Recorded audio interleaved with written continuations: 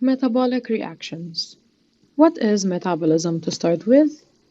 The metabolism is the sum of all chemical reactions that happen in a cell or a body. Enzymes control the metabolism by controlling the chemical reactions individually. Different enzymes speed up different reactions without changing them in any way. Now we have many types of metabolic reactions.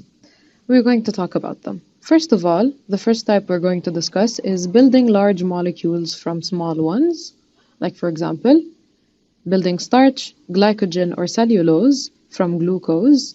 Starch, glycogen, and cellulose are molecules that are made up of glucose.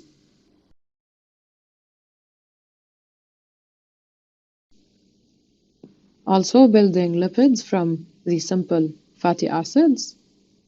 Building proteins from amino acids. These are examples of the first type of metabolic reaction, which is building large molecules from small ones.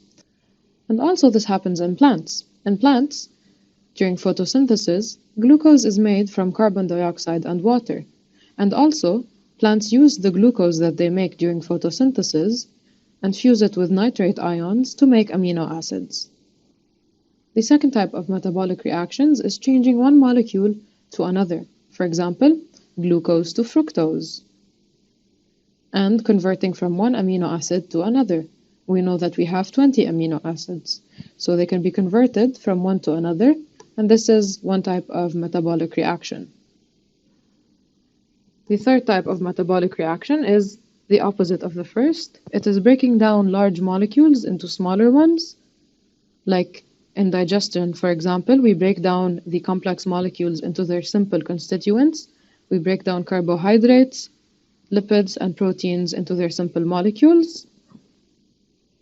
Also, breaking down glucose in cellular respiration to produce energy. And breaking down excess amino acids to form urea, which is the toxic waste that we get rid of by excretion when we urinate. So these are the types of metabolic reactions that happen in living organisms. Each of our cells can have 100 or more chemical reactions happening inside of it at any time. So it's almost a miracle that they don't interfere with each other. How is there order inside of our bodies and inside of our cells? Well, each of the different types of reactions is controlled by a specific enzyme. So there is a specificity between enzymes and the type of chemical reactions that they control. And this specificity is what makes it possible for our cell chemistry to work without having one reaction interfere with another.